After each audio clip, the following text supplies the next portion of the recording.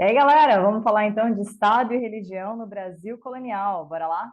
A gente já tinha visto, né, nas aulas anteriores, que o período de 1500 a 1530 foi um momento mais de reconhecimento e posse, né? Os portugueses eles não tinham tantos recursos assim para ficar explorando. As viagens eram muito longas, muito caras. Então, na verdade, eles acabaram ficando por ali mesmo, no litoral, explorando o pau-brasil, utilizando a mão de obra indígena, através do escambo, né? Ainda não era aquela escravização truculenta, agressiva, e tudo isso era armazenado nas feitorias que funcionavam como se fosse um estoque, né? Como se fossem as lojas, aquele entreporto entre a colônia e a metrópole. A partir de 1530, então, os portugueses eles desenvolveram um novo jeito de colonizar, que ficou conhecido como capitanias hereditárias. O rei fazia uma doação para os nobres, e esses nobres eles tinham aí a responsabilidade de cuidar desse espaço, desse território que ele ganhava aí como doação. Esse cara que ganhava essa terra era chamado de donatário, né? Então, ele recebia dois documentos, a carta de doação e a carta foral. O termo capitanias hereditárias é porque elas eram hereditárias mesmo, elas passavam de pai para filho, né? Então, a gente costuma dizer que é o primeiro passo para a desigualdade social no país. A carta de doação era um documento que, como se fosse a escritura, né? Era onde ele tinha a posse da capitania. Já a carta foral era como se fossem as regras. Então, ele tinha ali nessa carta foral os direitos e os deveres. Dentre os direitos, a gente pode destacar o direito de administrar a capitania, de conceder sesmarias, que eram partes da capitania. Então, ele poderia pegar partes da capitania e desovar para que outra pessoa administrasse aquele pedaço, passando aí, né, todos os lucros da venda, os impostos para o donatário. O donatário também tinha direito de escravizar os indígenas e de ficar com os lucros da venda de tudo aquilo que fosse produzido dentro do seu território. Os deveres desse donatário eram apenas pagar os impostos, respeitar o monopólio, lembra do pacto colonial lá da aula anterior? Então, ele não podia, por exemplo, comprar tecidos da Inglaterra. Ele tinha que fazer comércio, produtos manufaturados tinham que vir apenas por Portugal. E o mais importante, tudo que fosse produzido nessa capitania tinha que ir direto para Portugal, que era a metrópole do Brasil nesse período. E, claro, um outro dever importante do donatário era proteger o território, afinal, um dos objetivos das capitanias hereditárias era garantir a posse da terra a Portugal. A gente tem aí um mapa, né, mostrando um pouco das capitanias hereditárias, é um mapa histórico aí de 1704. Aqui mais um mapa histórico, né, para mostrar para vocês como que essas capitanias estavam divididas, né? Então a terra brasileira foi realmente recortada, né? Boa parte dos nomes dos estados e alguns municípios que nós temos hoje no Brasil herdaram os nomes das antigas capitanias hereditárias, tá? Esse mapa, por exemplo, a gente consegue enxergar alguns nomes bem famosos, como por exemplo Pernambuco, São Vicente, que é essa região que a gente está aqui, tá? Ao todo, foram 15 capitanias e 12 donatários, porque alguns receberam mais do que uma porção de terra. As capitanias do Maranhão e de São Vicente foram divididas em duas porções, mas esse esquema de capitanias hereditárias, ele durou apenas 16 anos, foi um período bem curtinho. Por quê, né, gente? Porque era um negócio difícil de dar certo. Alguns donatários não tinham tantas condições quanto gostariam, e eles não conseguiram nem sair de Portugal para vir aqui dar uma olhadinha nas suas terras. Bom, a gente não pode pensar que foi tudo ruim, né? Mas vamos começar pelo lado ruim. Pelo lado negativo, as capitanias, elas tiveram muita dificuldade de prosperar. Poucas prosperaram, né? Aí a gente pode destacar de Pernambuco, de São Vicente, da Bahia. E por que que elas não prosperaram? Primeiro, pela falta de recursos, como eu falei, nem todos os donatários eram pessoas que tinham grana, né? Tanta grana quanto eles gostariam. Depois, a falta de experiência. Além disso, a dificuldade na comunicação, lembrando, né? Não tinha internet. Então, era uma coisa muito complicada, além da dificuldade dos transportes, lembrando que o traslado de Portugal para o Brasil demorava aí cerca de 3 meses, né? Uma outra coisa que eles começaram a enfrentar, um outro problema, foi a resistência dos povos originários, porque esse lance do escambo, ele durou durante um tempo, né? Os povos originários foram muito acolhedores. Por quê? Porque eles não tinham essa noção de acumular riquezas. como os portugueses tinham, como os europeus tinham, de forma geral. Então, quando os portugueses chegaram, claro, são bem-vindos, morem aqui com a gente, não é uma coisa, eles não entraram em guerra não por não terem condições físicas ou por serem muito pacíficos, mas sim por esse conceito de temos espaço, né? Cabe todo mundo. O problema é que a ganância dos portugueses era uma coisa insaciável, então com o tempo eles foram exigindo cada vez mais dos povos originários e aí é claro que eles enfrentaram bastante resistência. Como herança positiva das capitanias, a gente pode ter aí a formação, a gente pode destacar a formação dos primeiros povoados e, claro, a garantia da posse do Brasil pelos portugueses, né, e não por outros povos europeus aí. A partir de 1548, Portugal criou uma coisa chamada governo geral, que a gente pode relacionar com os vice-reinos, de quando a gente estudou lá a América Espanhola, né? O problema, assim, não é a mesma coisa do vice-reino. Então, o vice-rei, ele tinha, o nome já diz, vice-rei, ele tinha muito mais autonomia do que o governador geral aqui no Brasil. O objetivo do governo geral era incentivar a colonização, ajudar os donatários, defender a colônia dos ataques estrangeiros, incentivar a busca por metais preciosos, que até aquele momento eles não tinham encontrado, nomear padres para as igrejas e, claro, lutar contra a resistência dos povos originários da população indígena, tá? A organização aí do governo geral, ela era mais ou menos dessa forma. A gente tinha o governador geral e abaixo dele tinha o ouvidor-mor, o provedor-mor, o capitão-mor. Abaixo do provedor-mor estavam os donatários e abaixo dos donatários estavam os homens bons, que faziam parte aí das câmaras municipais. Vamos ver um pouquinho sobre cada um desses aí. Então, o governador-geral era o cara que tinha o poder militar, administrativo, judiciário e eclesiástico, que é aquele poder religioso, né? Então, a função dele era exatamente ajudar os donatários. Abaixo dele, então, estavam aí o ouvidor-mor, que era o responsável pela justiça, o provedor-mor, responsável por assuntos financeiros, e o capitão-mor, responsável pela defesa da colônia.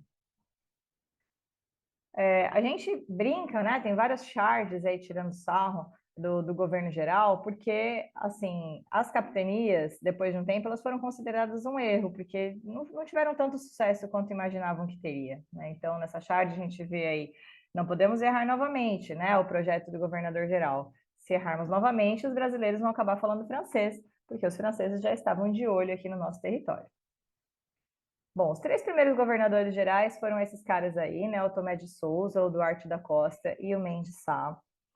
Cada um responsável por coisas importantes, como, por exemplo, a primeira capital do Brasil, que foi a cidade de Salvador, o desenvolvimento inicial da cidade de São Paulo, que começou com um colégio, né, ali religioso, jesuíta.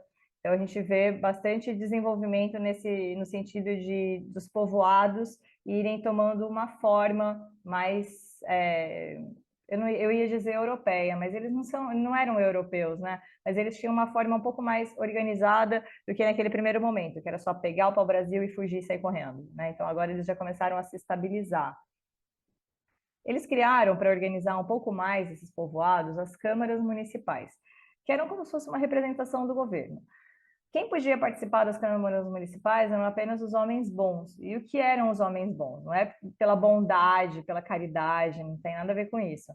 Eram aquelas pessoas descendentes de pessoas, de nobres, né? Então, que eles chamavam de sangue puro, de boa linhagem, que desenvolviam atividades de prestígio, ou seja, uma coisa altamente preconceituosa. Por isso que esse período a gente fala que realmente foi o primeiro passo da desigualdade social no país. Lembrando que as capitanias hereditárias, que a gente falou anteriormente, elas foram passando de pai para filho, e boa parte de todo esse latifúndio, essas terras em grande quantidade, elas permanecem nas mãos de poucas famílias, né? Por isso que a gente ainda tem esses movimentos em busca de redistribuição de terras, em busca de reforma agrária. Bom, aí a gente pode pensar, se a gente analisar as obras do Debré, né, que pobre coitada das mulheres, né? Elas eram apenas donas de casa, tomavam conta de tudo. Oficialmente, sim, domínio sobre todo esse período que a gente está conversando, não só durante as capitanias, mas também aí já com o governo geral, era masculino, né? Mas havia sim uma resistência feminina, e essa resistência ela acontecia por vezes involuntariamente, como foi o caso da Ana Pimentel, por exemplo, que o marido morreu e ela acabou ficando aí com a capitania do marido administrando, né? Aliás, Ana Pimentel, o marido voltou para Portugal, né, em busca de novas terras. Aqui o marido morreu foi a Brites Mendes, né, de Albuquerque. Então, foram mulheres que não ficaram aí isoladas dentro de casa, se transformaram em grandes administradoras muito importantes para representar esse gênero, essa busca por igualdade de gênero desde o início da nossa história enquanto nação. A gente mencionou aqui que os franceses estavam de olho no Brasil, né? Então, só para lembrar, quando o Tratado de Tordesilhas foi assinado entre Espanha e Portugal, os franceses falaram: eu não sei onde é que está escrito na Bíblia que Adão deixou como herança a América só para os portugueses e para os espanhóis. Então, ficou um clima ruim, né? Ali, os portugueses e os ingleses estavam de olho na América também. Então, em 1555, os franceses tentaram pela primeira vez aí um domínio sobre o nosso país, ali na região do Rio de Janeiro. Eles passaram a chamar essa região de França Antártica. Um pouco depois, já em 1612, lá no norte, perto do Maranhão, eles fundaram o que eles chamaram de França Equinocial. Mas nenhum desses domínios teve sucesso.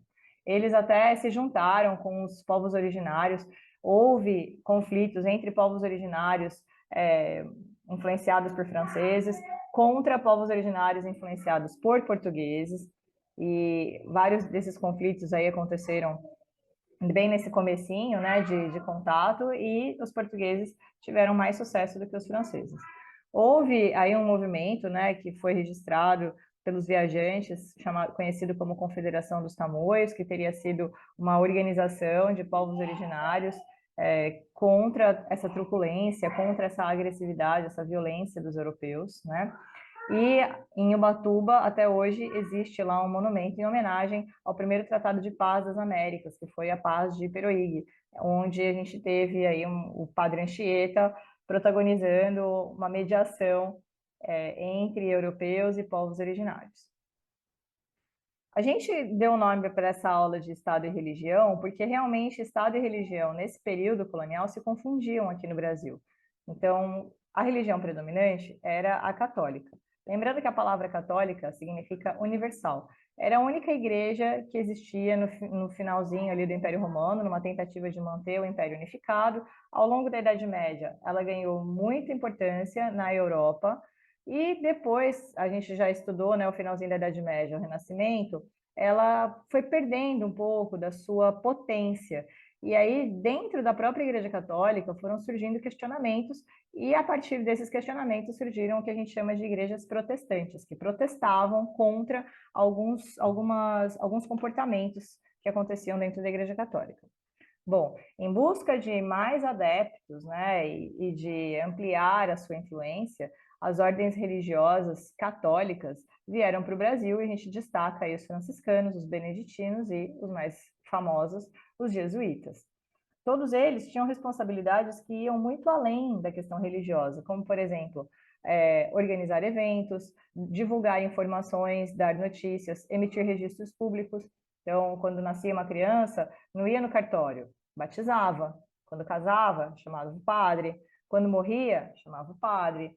Então, a gente vai estudar isso nas próximas séries, né? O momento em que o Brasil conseguiu separar a religião da política e se tornar um Estado laico, que é o que nós somos até hoje. Mas nesse período, os jesuítas, principalmente, né, que era a ordem com maior influência aqui no Brasil, eles tinham, sim, um poder político muito importante. Para aquelas pessoas que não respeitavam a fé católica, então havia aí as denúncias, as punições e o degredo. Não era como na América Espanhola, né, que tinham aqueles tribunais aqui, mas haviam sim visitações, né, e aí a partir daí essas pessoas elas eram expulsas e iam lá para o Tribunal do Santo Ofício, onde elas eram julgadas e poderiam ser punidas publicamente.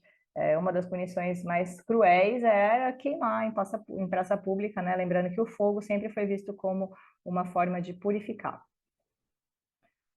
Aqui no Brasil, a gente não pode deixar de registrar todo esse catolicismo, né, que passou para a história com o nome de padroado, né, que é realmente essa figura masculina, paterna da Igreja Católica, né, no sentido de cuidar e até de ver os indígenas, por exemplo, os povos originários, como seres que precisavam ser amparados, porque estavam desamparados, eram selvagens e precisavam de uma luz. Então, não era só isso que existia aqui. Então, os povos originários, os povos indígenas, eles também tinham as suas religiões, eles também tinham os seus líderes religiosos, e depois, a gente vai ver na próxima aula, com a chegada dos escravizados que vieram lá do continente africano, eles trouxeram também suas características culturais e suas religiões. Essa mistura de religiões e de cultura a gente chama de sincretismo. O Brasil é um país riquíssimo em sincretismo religioso e é muito importante a gente compreender que essa riqueza cultural ela precisa ser reconhecida e, inclusive, estudada e valorizada, porque isso faz parte também da nossa história. Hoje, o Brasil é um estado laico. Isso quer dizer que todos podem manifestar a sua religião da forma que quiserem, no lugar onde quiserem. Somos todos livres para isso. É isso. Até mais.